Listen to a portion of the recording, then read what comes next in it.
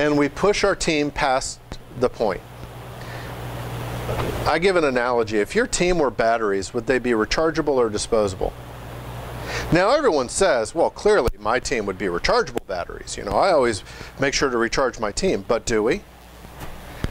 If you've got a cell phone and it's blinking its last bar of life, you don't play games on that phone.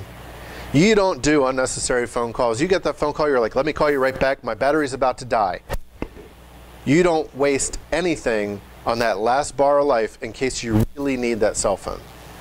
And you know that charging it for just 5 minutes isn't going to cut it. You know it needs a good solid charge to get that battery back to where it can really perform for you the way it needs to perform. But how many times do we sit there and look at our team and go, I know it's ridiculous over time. Let's just get through this project and then I promise I'll give you a break. And then that break never comes. Because there's always another project. And we work our teams 50, 60, sometimes 70 hours a week, promising that that time to recharge will come. Could you make that bargain with your cell phone?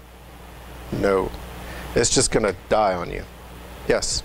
So what he's saying is it's a constant problem even across entire organizations, not just individual teams, where people wait until the last minute to say that there's a problem with the deadline.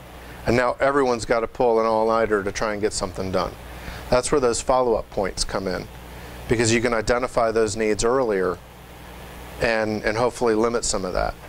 But a key thing is, too, sometimes there really are project deliverables that have to be done on time. You've got an RFP, you can't go back to the client and say, hey, we need a little bit more time because my team's tired. There are times where you need to burn the midnight oil, but there's times where you don't. And as project leaders, we need to look at those times and go back to management and say, okay, you know what? These 3 things are not mission critical. And I'm taking them off the list because I need to give my team downtime. You know what? We've got this thing that's due. And I had a manager that I worked with in Santiago, Chile, and he was famous for picking deliverable dates around holiday weekends. Because it was a holiday weekend, he'd go, hey, you know what? I just did the team a great favor. This deliverable is now due after the holiday weekend. You have that whole extra time to work on this project. Okay, let me explain to you why your team wants it done before the holiday weekend. Because they don't want to be in the office while their loved ones and friends are off having fun without them. More to the point, let them burn the midnight oil, let them get tired and burnt out right before the holiday weekend, where now they have 3 full days to rest and recharge. Let them get tired, let them recharge. And so when we treat our teams as rechargeable batteries, it means we really do need to give them the downtime. You can only work 6 days a week for so long. 1 day a week is not enough to recharge your batteries after you've been doing that for a while. So you got to put in 60 hours, work 5/12s instead. But understand, at some point at 5/12s, you're not going to get much productivity out of them beyond the original 8 to 10 hours anyway. Yeah. And that means you're going to have all the rework from being tired and making mistakes. So give your team the time they need to do the work, because these situations are predictable and preventable. And that means that we need to go forward and understand that we have the opportunity to engineer out some of this stuff.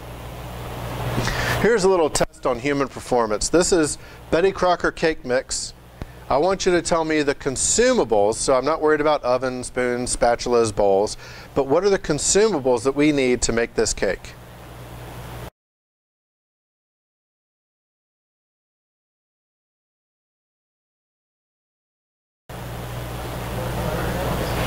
Water, butter, and eggs, right? Anything else? We need the cake mix.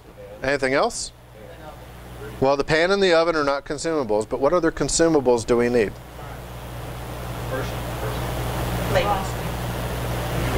Frosting. What are you going to do with the cake? You're going to serve an unfrosted cake? You know? What, is it a birthday cake? You're going to need candles. And if you look at the directions, it actually says grease the bottom of the pan. Where is the grease? Check with the toothpick to make sure that it's done. before frosting.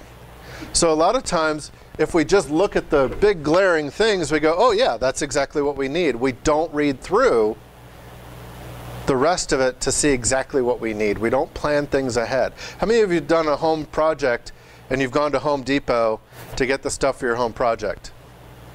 How many of you did it in one trip? Plan in the beginning what it is you're going to need. Think it through, what's the end product going to look like, and you can have a lot of downtime and a lot of rework by planning it through at the beginning. They've done all kinds of studies on planning, and one of the things that they've found is that poorly planned projects that take only a little bit of time to do planning spend a lot more time in execution. Why? Because you have a lot more instances of, oh, all right, what do we do with this? Didn't see that coming. Or a lot of rework. You started putting it together, you realized you needed to read the directions a little better, you now have to take it all back apart. Hopefully you can do that without damaging it, and then put it back together again. So taking a little bit of extra time saves you so much more time in execution. Where's most of your money spent? In execution. Where's the rework really expensive? In execution. What's rework and planning? A couple of hours and some crumpled up paper. So spend a little bit of time up front, think through what it is you're going to do, and then go back and start executing.